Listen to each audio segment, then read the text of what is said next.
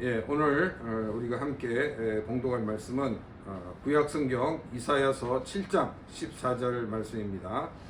구약성경 이사야서 7장 14절 말씀, 우리 말씀을 같이 읽겠습니다. 시작. 그러므로 주께서 친히 징조를 너에게 주실 것이라. 보라, 처녀가 잉태하여 아들을 낳을 것이요 그의 이름을 임마누엘이라 하리라. 아멘. 오늘은 크리스마스이면서 또한 주일입니다. 일본은 이 크리스마스가 공휴일이 아니기 때문에 정작 우리가 이 크리스마스에 다 함께 모여 예배 드리는 것이 결코 쉽지 않습니다. 그러나 오늘과 같이 이렇게 주일이면서 크리스마스이기 때문에 다 함께 모여서 예배를 드릴 수 있는 것이 너무나도 좋은 것 같습니다.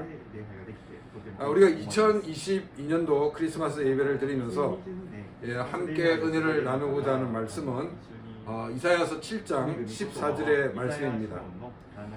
이 이사야 7장 14절 말씀은 이 마태복음 1장 23절에서도 인용되고 있는 말씀입니다.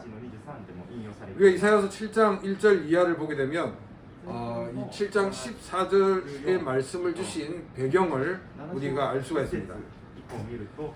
이사야 선지자를 통해서 이 말씀을 주신 대상이 누구냐면 남유다의 왕이었던 아하스 왕이었습니다. 이 아하스가 이 통치할 때 북이스라엘의 왕 베가라는 이 왕이 있었는데, 이 왕이 시리아의 왕 르신과 연합군을 만들어서 예루살렘을 침공하였습니다. 그런데 이 예루살렘을 점령하지 못했다라고 기록을 하고 있습니다. 여기 도표를 보게 되면 지금 이 아하스 왕 시대에 베가가 지금 이제 침략을 해서 전쟁이 있었다라고 말을 하는데, 자, 그럼 여러분 이 연대기표를 보게 되면 연대기가 좀 안 맞습니다. 왜냐하면 베가가 죽은 것이 732년 BC 732년이고 이 아하스가 왕이 되어서 통치를 한 것이 731년입니다. 그러면 이것이 겹칩니까? 겹치지 않습니까? 잘못 계산하면 겹친다고 봅니다. 여기 731년이고 732년이잖아요. 그런데 BC는 반대로 생각해야 됩니다. 지금 이제 이 베가가 죽고 난 1년 뒤에 이제 그 아하스가 왕이 된 것입니다. 거꾸로 시작합니다. 732년이 과거고 731년이 좀 더 가까운 그런 시기입니다. 그러면 아니 지금 이렇게 연대가 다른데 어떻게 죽은 베가가 이렇게 아하스를 공격할 수 있겠느냐라는 그 같은 의문을 가질 수밖에 없습니다. 이것은 왜 이런 현상이 있냐면은 이 연대기를 계산하는 학자들마다 계산이 좀 다르기 때문입니다. 우리가 이제 자료를 찾아보게 되면 이 아하스 왕이 언제 왕이 됐냐라고 하면 735년에 왕이 되었다라고 기록되어 있습니다. 그러니까 지금 이제 732년에 베가가 죽었다고 그러면 3년이 이렇게 겹치게 됩니다. 그런데 그러면 왜 이렇게 학자가 어떤 사람은 735년으로 주장하고 있고 어떤 사람은 731년으로 주장하냐면, 이 아하스의 아버지 요담이 왕이었을 때 자기가 이 상왕으로 물러가면서 자기의 아들을 이 섭정왕으로 세웠다는 것입니다. 그것이 735년입니다. 그런데 이제 이 아버지가 죽고 난 다음에 이 아하스가 정말로 자기가 전체를 다스리는 왕이 된 이제 그 시기가 언제 왕으로 보느냐는 것입니다. 그래서 보통 735년이나 보는 사람은 이제 이 아하스가 섭정왕으로 통치할 때부터 계산하는 것이고, 제가 여러분들이 보인 도표는 아하스가 정말 자기가 모국을 통치하는 진짜 왕이 되었을 때를 보여주고 있는 것입니다. 그러니까 지금 연대기적으로 봤을 때 문제가 있는 것이 아니다라는 것을 말씀을 드리는 것입니다. 이 아하스는 어떤 정책을 폈냐면 친아시리아 정책을 폈습니다. 친아시리아 정책을 펴다 보니까 지금 이 북이스라엘은 굉장히 위협적입니다. 왜냐하면 이 아시리아가 지금 이 북이스라엘을 공격하고 있죠.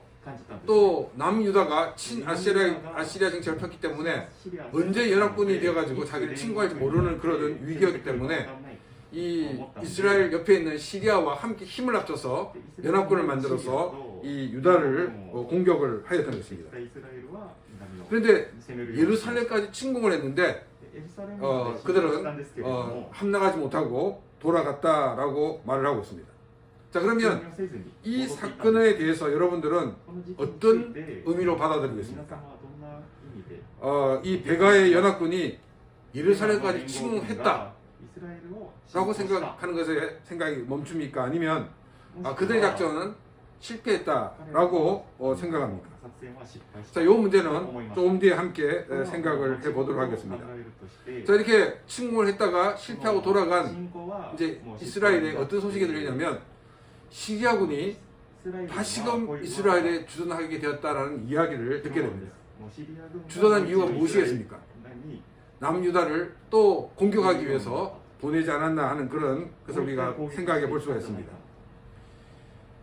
이런 이야기를 들었을 때 성경은 뭐라고 얘기하고 있냐면 아하스 왕의 마음은 바람에 이 휩쓸리는 숯불처럼 흔들렸다라고 표현을 하고 있습니다. 이렇게 너무나 불안하고 염려하는 그와 같은 아하스를 향해서 하나님께서는 이 이사야 선지자를 보내셔가지고 말씀을 주셨습니다. 진정하라는 것입니다. 안심하라는 것입니다. 그리고 겁내지 말라는 것입니다. 그러면서 왜 진정해야 되는지, 왜 안심해야 되는지, 왜 겁내지 말아야 되는지에 대해서 그 이유를 말하고 있습니다. 지금 북이스라엘과 시리아가 정말 대단한 나라처럼 보이지만은 그들은 이 꺼져가는 불꽃에 불과하다라고 말씀하셨습니다. 베가의 연합군이 예루살렘을 쳐서 너를 제거하고 새로운 왕을 세우려고 하지만은 그것은 불가능한 일이다라고 말씀을 해주었습니다. 그러면서 또 뭐라고 말씀하시냐면 북이스라엘은 멸망하고 말 것이다 라는 이 말씀을 주셨습니다. 여러분들은 정말 위기 가운데 이런 말을 들으면 어떤 반응을 보이겠습니까? 아멘 할렐루야 하고 우리는 그 말씀을 딱 받아들였을 것입니다. 그런데 이 선지자를 통해 들은 이 아하스 왕은 그 말을 믿지 않는 겁니다. 그러면서 이 말에 대해서 굉장히 불신앙적인 것 같은 태도를 가지게 되었습니다. 그러니까 하나님이 너무 답답한 거예요. 아니 북이스라엘이 멸망될 거라고, 북이스라엘 계획세운 모든 계획이 그냥 숲으로 돌아갈 것이라고 이렇게 말씀했는데도 불구하고 이 아하스 왕은 그 불안을 떨어뜨리지 못하고 있었다는 것입니다. 그래서 하나님이 뭐라고 말씀하냐면 야 그러면 내가 이 일을 할 테니까 내가 하는 사인을 내가 너에게 보여주겠다. 어떤 사인을 구하든지 내가 다 보여주겠다. 이렇게 이야기를 하였습니다. 그럼 여러분들 어떻게 하겠습니까? 그러면 하나님 이런 표정을 통해서 하나님이 일하시는 것을 보여주십시오라고 말할 텐데 아하스는 제가 어떻게 하나님을 시험하겠습니까? 저는 그렇게 못하겠습니다 라고 말을 했다는 것입니다. 이것은 이 믿음의 태도가 아니라 바로 불신앙적인 태도인 것을 우리에게 보여주고 있습니다. 만일 우리 인간 쪽에서 하나님께 하나님의 뜻이라면 이것 좀 보여주십시오 라고 말하면은 혹시 시험이라고 말할 수 있지만은 그러나 하나님 쪽에서 적극적으로 말씀하시면서 내가 증거를 보여줄게, 뭐든지 보여봐라 이렇게 말씀하셨는데 저는 하나님을 시험하지 않겠습니다 라는 이 태도는 결코 신앙적이 아니라 불신앙적인 태도라는 것을 우리가 알 수가 있습니다. 이 아하스 왕은 문제가 해결되는 것에 대해서 아무런 기대를 하고 있지 않았던 것을 우리는 보게 됩니다. 하나님이 약속을 해주시고 해결해 주신다고 말씀하심에도 불구하고 이것이 이루어질 것에 대한 그런 기대하는 마음도 전혀 없었던 것을 우리는 보게 됩니다. 조금 전에 이 베가의 연합군이 예루살렘까지 침공했지만 실패하고 돌아갔다는 그것의 말씀을 드렸던 걸 여러분 기억하고 계실 것입니다. 이 사건에 대해서 여러분 어떻게 생각하고 있느냐라고 질문을 던졌습니다. 베가의 연합군이 예루살렘까지 침공했다. 여기서 끝나는 시각은 굉장히 이 패배주의에 젖어 있는 시각입니다. 한 전쟁에서 비록 침공했지만은 일단 철수했다는 것 자체는 엄청난 피해가 있다는 것을 우리에게 보여주고 있습니다. 근데 이게 보이지 않습니다. 지금 이스라엘이 또 이스라엘 연합군이 얼마나 큰 피해가 있었는지에 대해서는 전혀 눈에 들어오지 않습니다. 저기 지금 예루살렘까지 침공해 왔어. 그들의 시각은 여기에 멈춰 있다는 것입니다. 이런 패배주의 때문에 하나님의 말씀이 귀에 들려도 그 말씀이 받아들여지지 않았던 것입니다. 우리는 이런 패배주의에 젖어서 하나님 말씀이 우리에게 말씀하고 있음에도 불구하고 패배주의에 쩔어서 살아서는 결코 안 된다는 것입니다. 그래서 하나님이 말씀하십니다. 자, 처녀가 잉태하여 아들을 낳을 것인데 그 이름을 임마누엘이라 하리라. 여러분, 남녀의 그 관계없이 아기를 낳는다는 것은 불가능한 일입니다. 그런데 이 불가능한 일이 일어날 수 있다는 것입니다. 왜냐하면 임마누엘, 하나님이 우리와 함께 하시면 불가능한 일들이 가능할 수 있다는 것입니다. 그러면서 뭐라고 말씀하시냐면 이 아기가 커서 이제 어느 정도 나이가 되면은 북이스라엘이 멸망될 것이다. 너희가 그것을 볼 것이다라고까지 말씀하셨습니다. 초자연적인 그런 기적이 일어날 것인데 초자연적인 기적이 일어나는 것은 무엇 때문이냐면 하나님이 함께 하시기 때문이라는 것입니다. 이 말씀대로 결국 북이스라엘은 멸망되고 맙니다. 또 베가도 이 아시리아의 그 공격에 의해서 이제 함락되고 맙니다. 이때 구테타 세력이 일어나서 이 베가를 죽이게 됩니다. 이사야를 통해서 말씀 주신 그 말씀대로 모든 것이 이루어졌다는 것입니다. 이런 놀라운 역사가 일어난 것은 하나님이 함께 하시기 때문입니다. 우리 삶에 일어날 수 없는 일들이 일어날 수 있는 것은 무엇 때문이냐면 바로 하나님이 우리와 함께 하시기 때문입니다. 우리의 가장 귀한 복은 무슨 복이냐면 하나님이 우리와 함께 하시는 것입니다. 그리고 또 이 말씀을 이제 다시금 요셉에게 나타나서 말씀을 하시는 것을 우리는 보게 됩니다. 요셉과 이 마리아는 이 약혼을 한 그런 사이였습니다. 근데 이 두 사람 사이는 이 아무런 관계를 갖지 않았는데도 불구하고 마리아가 임신했다는 소식이 들려왔습니다. 요셉은 이 마리아와의 그런 관계를 정리하려고 마음을 먹었습니다. 그때 천사가 나타나서 하는 말이 뭐냐면 이 마리아가 잉태한 이 아기는 남녀의 관계를 통해서 자연적인 그런 관계를 통해서 생긴 아이가 아니라고 이야기를 하였습니다. 성령으로 잉태된 아이라고 말씀을 하였습니다. 그러면서 이사야서 7장 14절의 말씀을 인용하고 있습니다.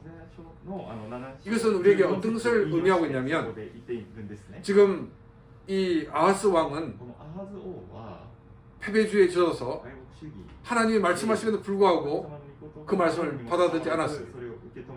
그래서 하나님이 적극적으로 자신이 하시는 일인 것을 보여주기 위해서 보라 처녀가 잉태하여 아들을 낳을 것이니 그 이름을 임마누엘이 하리라고 말씀하셨다는 것입니다. 우리 인간이 구원받는 이 일들은 인간이 노력한 그 결과에 얻는 것이 아니라는 것입니다. 하나님의 적극적인 개입을, 하나님의 적극적인 그 같은 태도를 말미암아 예수님이 이 땅에 오셨고 또한 우리가 예수를 믿어 구원받게 되었다는 것을 말씀하고 있습니다. 하나님께서 이렇게 열심히 하셨다는 것입니다.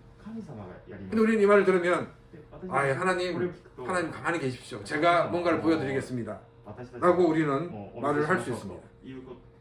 그런데 우리 인간 스스로는 아무것도 할 수가 없다는 것입니다. 죄에 빠진 인간이 스스로 자기를 구원할 수 없습니다. 마치 물에 빠진 사람이 자신을 구원할 수 없는 것과 같은 이치입니다. 우리가 죄에서 구원받을 수 있는 것은 오직 예수 그리스도밖에 없는 것입니다. 그래서 하나님 편에서 적극적으로 이 일을 이루어 나가신다 하는 의미에서 이사야서 7장 14절 말씀을 인용하여 말씀을 하셨다는 것입니다. 두 번째로 이 아하스 시대에 예언된 말씀이 이루어졌다라고 우리는 또한 말씀하고 있는 것을 보게 됩니다. 처녀가 아이를 낳는 그 일은 아하스 시대에는 없었습니다. 단지 초자연적인 능력으로 하나님의 역사가 있다 하는 것을 우리에게 보여주고 있습니다. 구약에 있던 모든 것은 하나의 상징입니다. 예수님이 이 땅에 오셔서 어떤 일을 하실지에 대한 그런 하나의 상징이었습니다. 근데 이 상징이 예수님이 이 땅에 오심으로써 완성이 되었다는 것입니다. 구약의 모든 제사가 바로 하나님 앞에서 예수 그리스도가 어떤 일을 하실 것에 대한 하나의 그림자였습니다. 예수님께서는 이 모든 것을 십자가의 죽으심으로 다 이루셨습니다. 그리고 예수님은 사흘 만에 부활하셨습니다. 이제 구약에 있던 모든 것은 상징이 아니라 실제적인 사건이 되었다는 것을 우리에게 말하고 있습니다. 그 실제적인 사건을 이루기 위해서 바로 예수님이 육신을 가지고 이 땅에 오셨다는 것입니다. 또한 이 성경으로 잉태된 것은 바로 임마누엘의 하나님의 은혜가 있었기 때문입니다. 임마누엘, 하나님이 우리와 함께 하시는 것입니다. 우리가 구약을 읽다 보면 구약에서는 하나님이 함께 할 때도 있고 또 하나님 떠날 때도 있는 것을 보게 됩니다. 그러나 예수 그리스도가 인간이 되셔서 이 땅에 오심으로 하나님은 결코 우리를 떠나지 않으신다는 것입니다.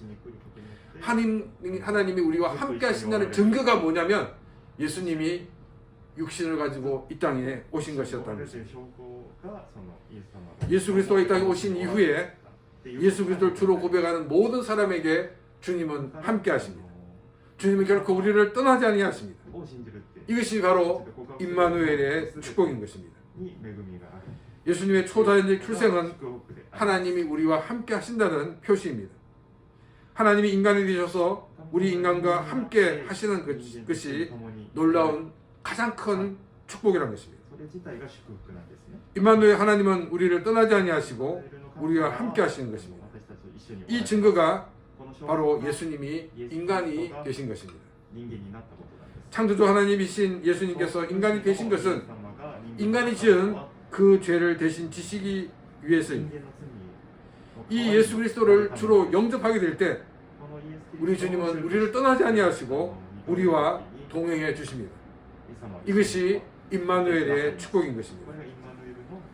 우리가 2022년의 성탄 예배를 통해서 우리를 구원해 주신 우리 하나님, 이 하나님의 적극적인 그런 개입을 통해서 우리가 구원받았음에 대해서 감사드리는 그런 귀한 시간이 되기를 바랍니다.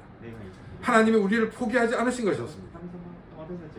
그리고 예수님께서 십자가의 죽으심으로 말미암아 구약의 모든 상징을 이루어 주심으로써 이제 우리가 예수를 믿어 구원받는 그런 존재가 되었습니다.